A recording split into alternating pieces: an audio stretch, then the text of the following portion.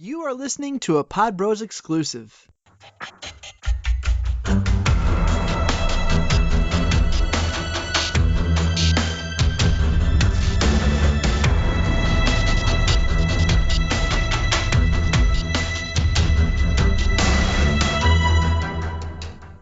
All right, boys and girls, we're live, brand new episode, Take Aim Outdoor Podcast. And with me today, Labor Day weekend, excited to get this show out, my buddy Cody Fuller from Plythal Camouflage. What's up, Cody? Nothing, man. Working like a dog. You know, it's supposed to be a holiday weekend, but everybody in the industry right now is scrambling trying to get stuff done, and hunts are getting knocked out. I mean, you got mule deer and elk season. I mean, knocking on the door. It's already came in most places, and everybody's trying to get stuff finished up so they can go play a little bit. No, I hear you, man. I've been probably like you, a little bit jealous that the West has already started, and tomorrow you guys start in Kentucky. How exciting is that? Well, I tell you, man, every year it's like I don't know if you got any Cincinnati Bengals fans that listen, but it's like being a Bengals fan. I choose not to be a Bengals fan, but all my friends, I see them get all excited every year, and then they get let down very shortly after. And September, Kentucky is a lot like that because, I mean, it just depends on where you're hunting. I mean, if you're hunting mountain deer in the hills, then good luck. You know, you gotta really you're waiting. You're at the mercy of the acorn crop and when the acorns drop. And but I mean, if you got some good bean fields, September's a pleasure in Kentucky. That's for sure. I bet. I mean, I know historically, and you can probably vouch for this, every bit of footage I've ever seen from the early season in Kentucky has always been over a really good bean field.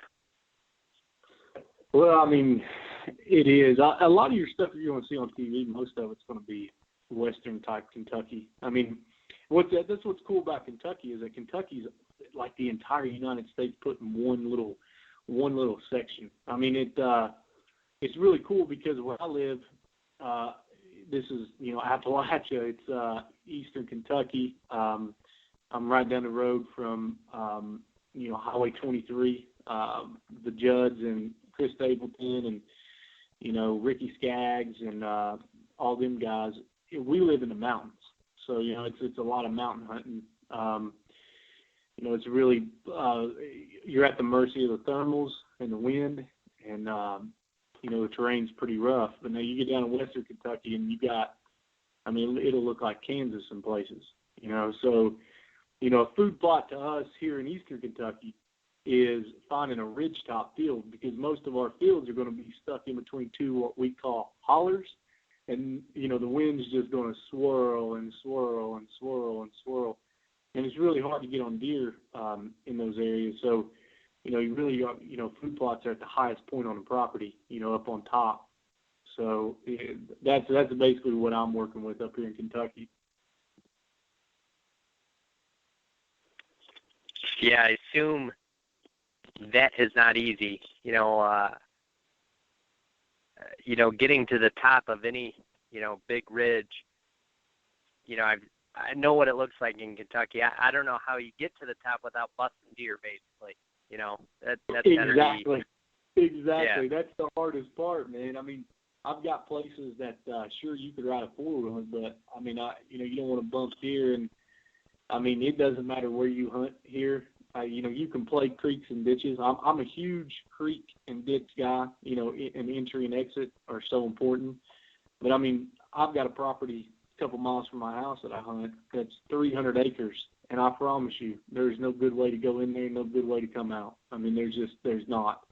But there's big deer in there, and on every trip you go in, you're gonna have deer blow at you. So you just got to make the best of it. Yeah, that's rough, man. There's always seems to be one piece of property I always have that, is so hard to access. And you know what it's like, Cody. You got to figure out, do I take the chance and just, gamble at busting deer, or not do it and not ever know what could happen, and that's such a, it's like a debacle, when you think about it. Kentucky always humbles me because, I grew up hunting here, and it was hard, growing up. We didn't have the, greatest properties. My dad was still somewhat neat of hunting. We still killed deer, but, the older I got, the more educated I got, and the more in-depth I got with whitetails. I mean, your entrance and exit is a lot to do with it. And, I've got properties that literally I'm climbing the entire property to get to the top of the ridge stand, and I have to take the old logging road that wraps around the entire property at a slight increase, going up. And, the stand will be 300 yards from where you park the truck, and it'll take you, an hour and a half to walk to it, just so you're not bumping deer. And so there's a lot of that. But then, I hunt over in Ohio too. I've been pretty successful on public land over there, and it's the same kind of hills, but it's totally different over there because you have bean fields in the, in the bottoms. And then you've got the ridges on public land up on top. So you come in the back way, you're not bumping deer at all. And so really, obviously it all depends on the food source. But here in Kentucky, I mean, most people are hunting 50 to 100 acres at a time, and it just makes it really hard. Yeah, no, I totally understand that. That's for sure. Well, I know, which we'll probably get back to hunting here in a minute, but Cody, let's switch gears real quick. I want to talk about Plythal. I know that, me and you got to hang out at ATA, and one of my stops was the Plythal booth. And for those that don't know, Cody, explain what Plythal is. And I'll just say, when I left ATA, I couldn't wait to get my hands on some gear. And there's probably not a damn week that goes by that I don't check the website. Not that it changes much, but I'm constantly looking at that stuff, man. It's some of the coolest freaking clothing I've ever seen. And so let's get into that a little bit. So the biggest thing, you've got a lot of different people in the industry that are producing, gear. And that's one thing that we like to call our line is it's gear, it's technical gear. We don't necessarily like to call it clothing, but the biggest thing about what we do is we knew that we had the knowledge, the company had the knowledge to produce extremely high quality gear in a lot of different ways. And we could develop a layering system that was built around manufacturing at first instead of marketing.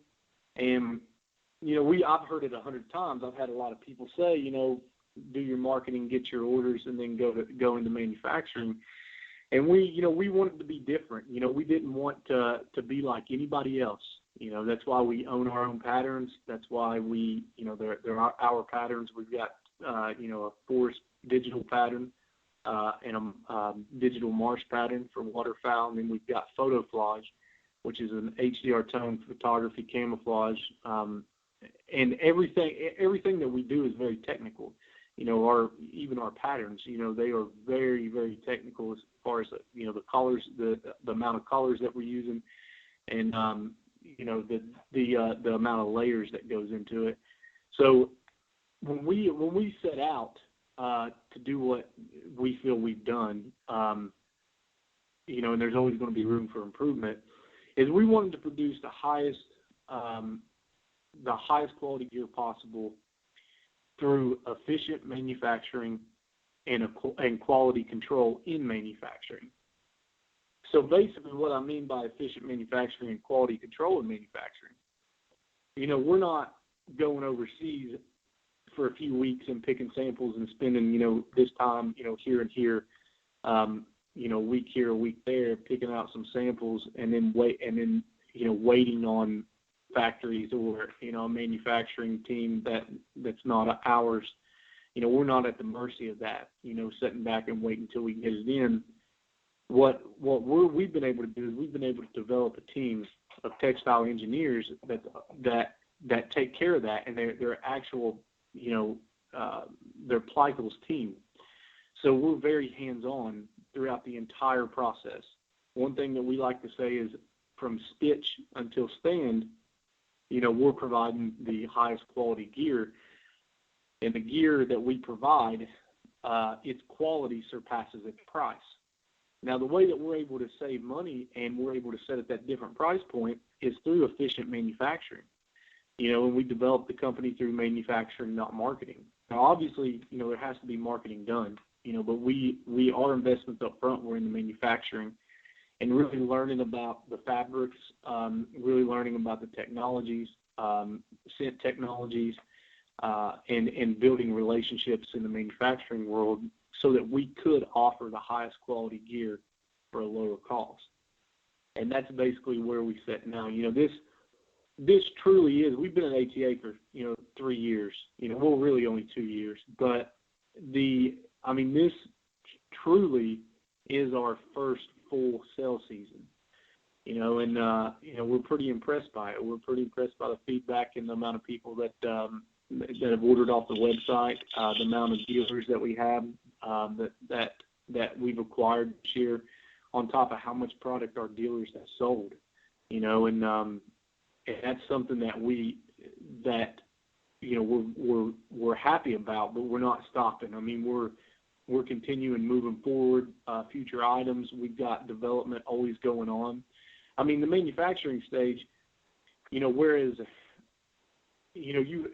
some of our competitors may not have the luxury of having a full team of textile engineers that are working 12 months at a time, never stopping, in manufacturing and factory. And we have that.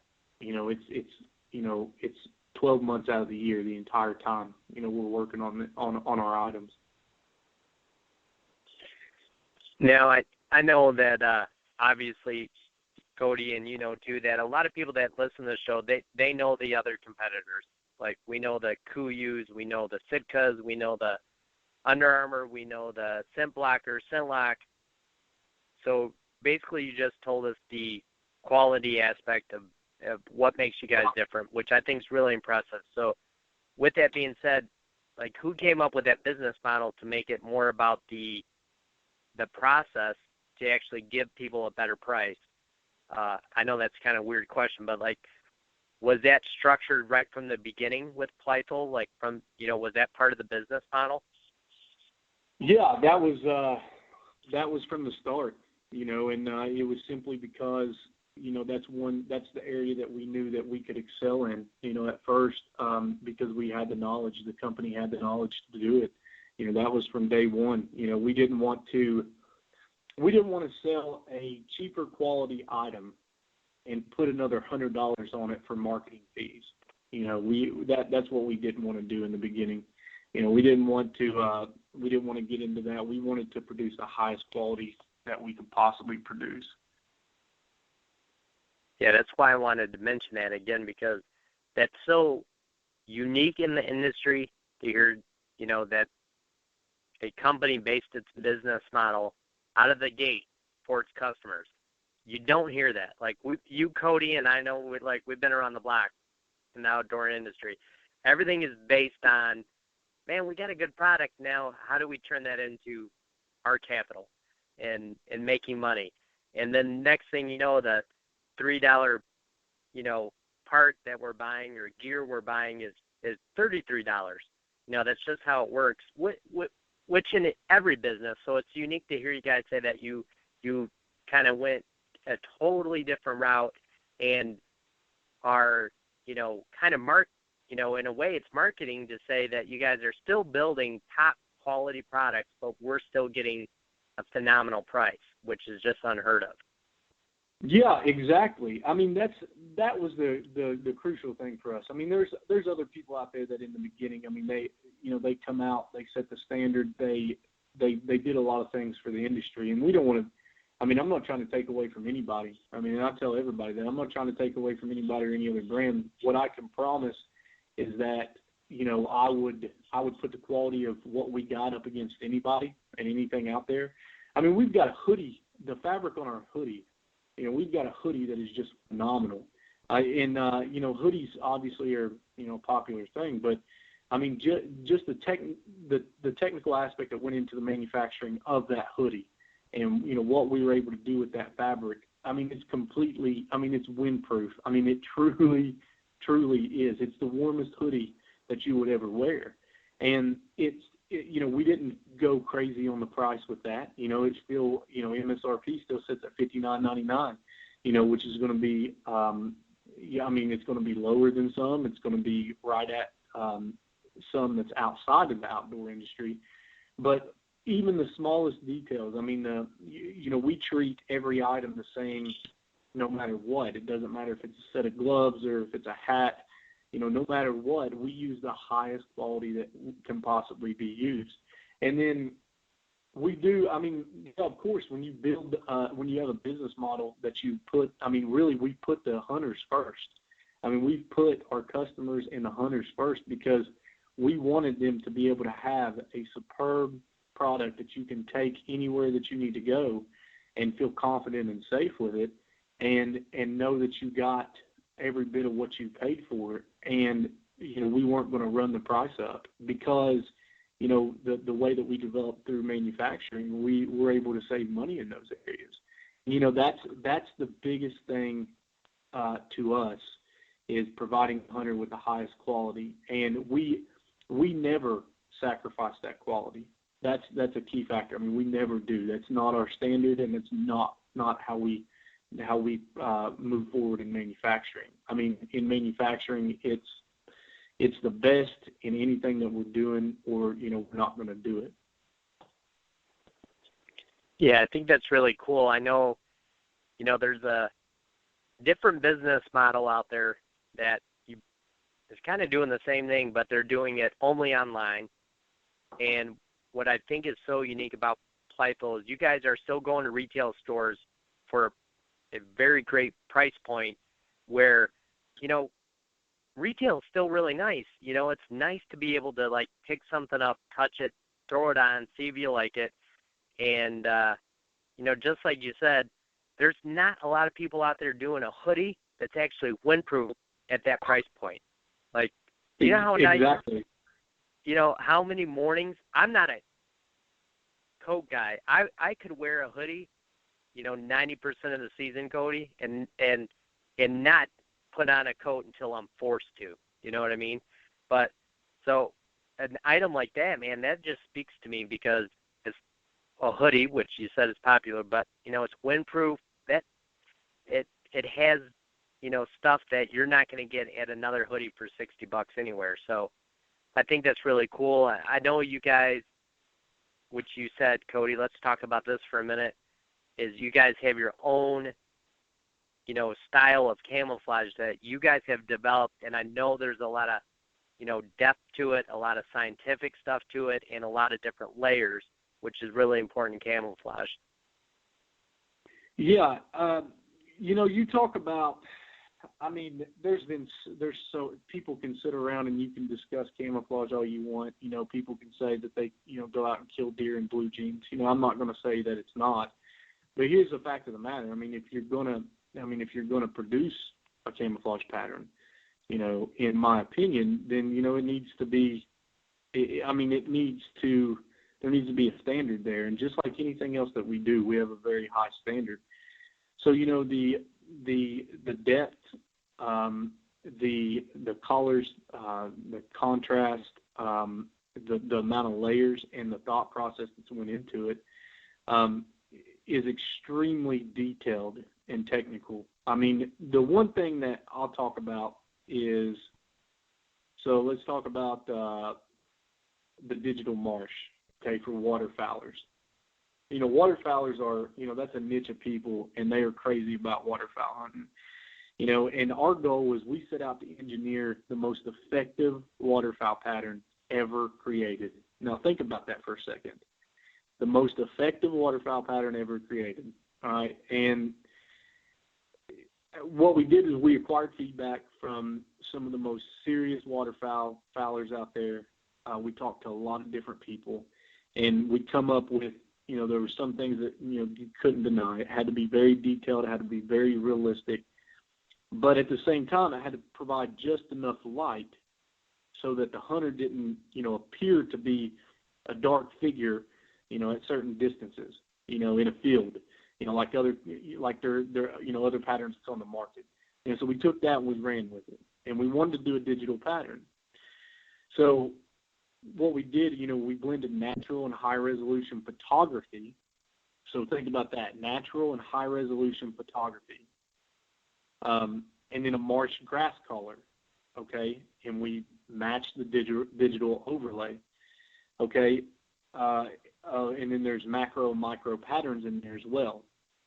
And that's what we feel we've done with digital marsh is, we accomplished engineering the most effective waterfowl pattern ever.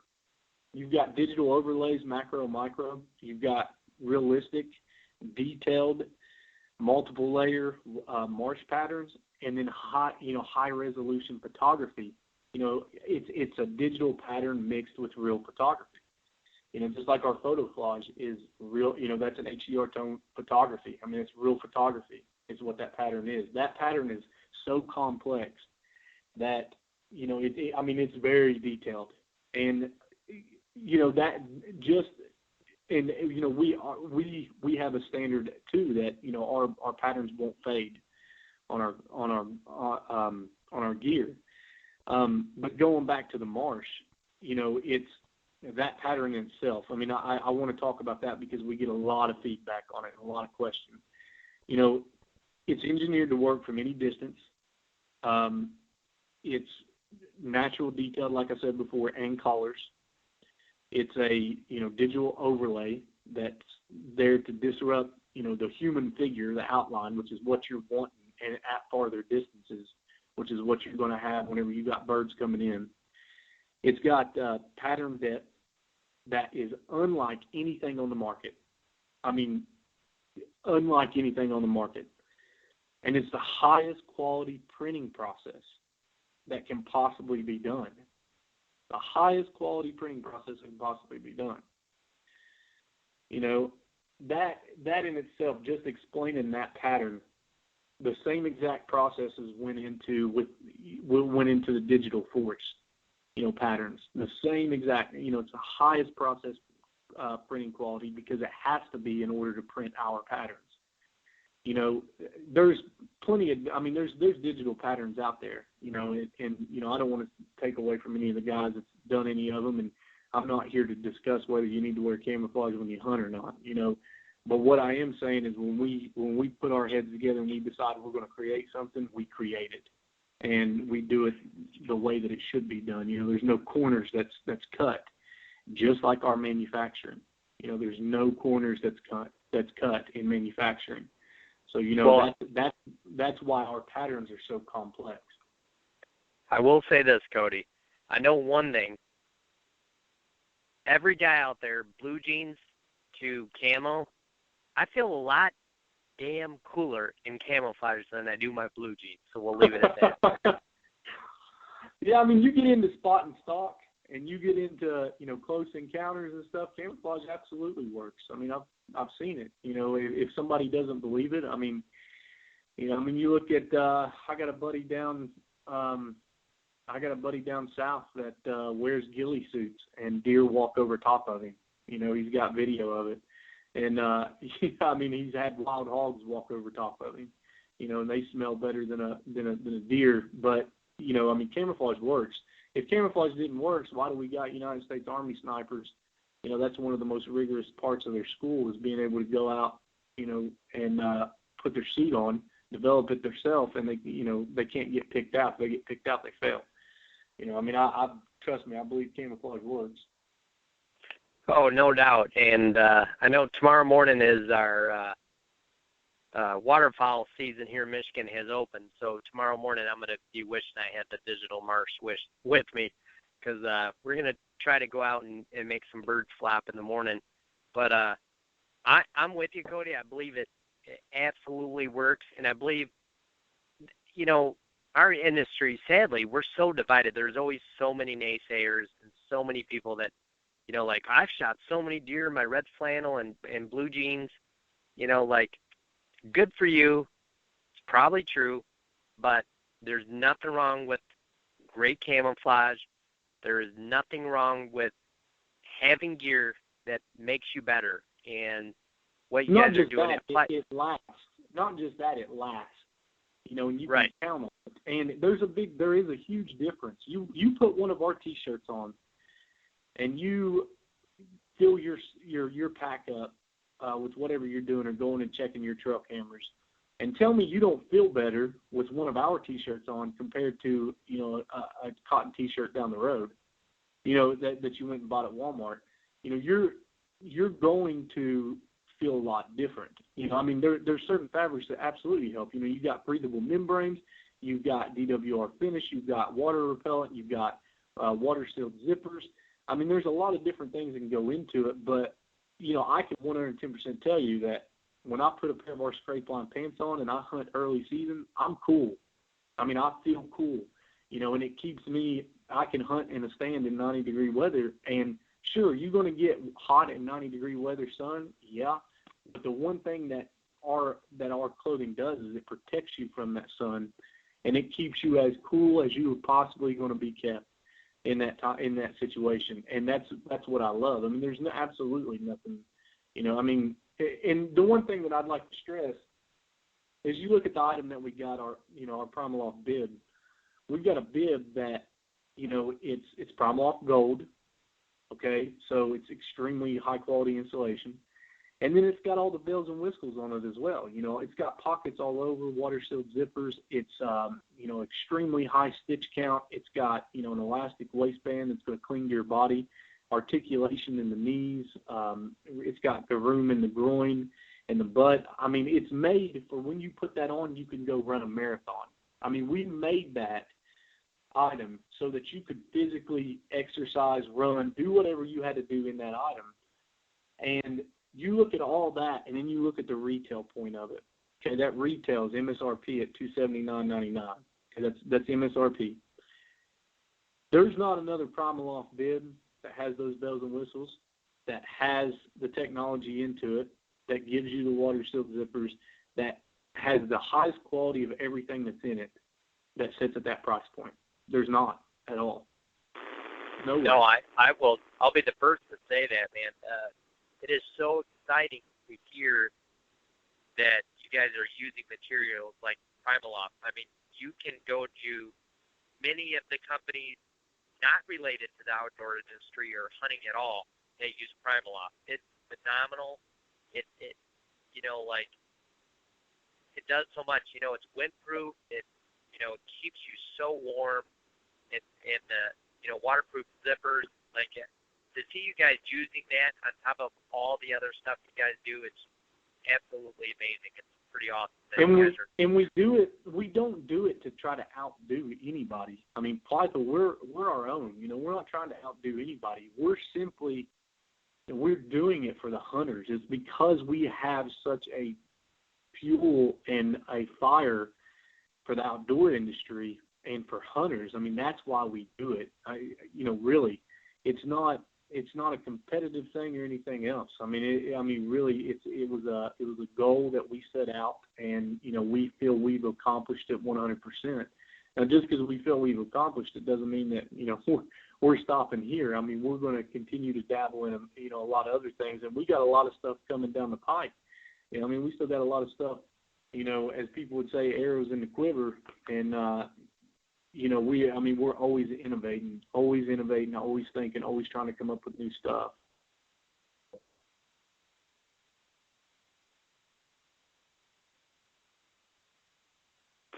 Yeah, I mean, you know, one thing I really appreciate from you guys, Cody, is, you know, I mean, there's a lot. You guys have done such a great job. I like the name. I like the logo. I really appreciate the going kind of against the grain with the whole camouflage idea. If you guys haven't checked out, you need to check it out, plythal.com. But, you know, the photo flash, I think it's so unique, and you can tell the realism is on a whole different level. Like, somebody didn't just do that yesterday in their backyard. I mean, it's like you guys did stuff on a whole different level. And to me, I've been hunting since I'm a kid. So, 20 plus years, 25 plus years right now. And I remember having the worst hunting clothing, the worst hunting gear. So to see stuff like this, I'm still a fan. It still gets me excited. That shit is badass. I'm just going to say it. No, we appreciate that, man. We do. I can't tell you. I haven't had a day off in months. We don't take days off. We're working hard, as hard as we can to make sure it happens, and the train continues to run. And Jake, Jake's the VP, Jake Terry, and he was going to join us, but he's getting ready. He's getting ready to leave for an elk hunt this evening. So he's going to be heading out to Colorado, I believe. And I just, the amount of hours that our manufacturing team, our warehouse team, and Jake and I put in, along with the owner and everything else in between. It's been an entire process, but that's the key thing. We don't want to ever stop. We want to continue bringing out these new items, and many new items every year, and because we feel like we owe it, to the hunters out there. There's hunters out there that just simply, it's a different price point. If they can purchase high quality set of gear that they could either take to Hell's Canyon and hunt for 2 weeks, or they can climb up into a stand in October and hunt out of it, by their house. But the bottom line is it's going to last, and, it'll do what they need it to do. Yeah, I think that's super appealing. I'm not going to lie, it's important, to have that right price point. And it's important, too, to everybody wants to get the most for the gear. So to hear you guys say, you know what, we have this gear of the highest quality, and it's at a price point that you don't need a minor bank loan, to get a full suit, which is phenomenal. It just, that's kind of lost in today's outdoor industry, which, again, that speaks volumes to the amount of hunters out there that, some guys wait years to find one cool outfit that they're going to buy. And, you guys definitely are gaining ground in that aspect. Yeah,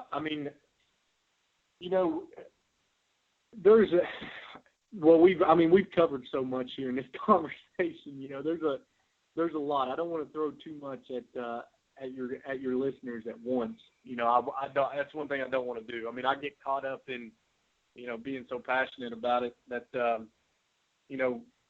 basically, you'll hear a lot more from us, and hopefully Brandon will have us back on more, and you'll get to hear from Jake Terry, his technical side. But the biggest thing that I can say to try to introduce the line going forward is that we're always going to produce technical items, and we're always going to have the hunter in mind throughout the entire process. And not only that, we develop the company around the hunter and also around a totally different price point, and just because the price sits lower than a competitor does not mean it's less quality. The quality of our gear completely surpasses its price. And like I said, the way that we've been able to do that is through efficient manufacturing and quality control. We don't believe that non-efficient manufacturing and the lack of knowledge in manufacturing and the lack of relationships in manufacturing should have to be on the hunter. So therefore, we're not going to charge the hunter for that. It's just not going to happen.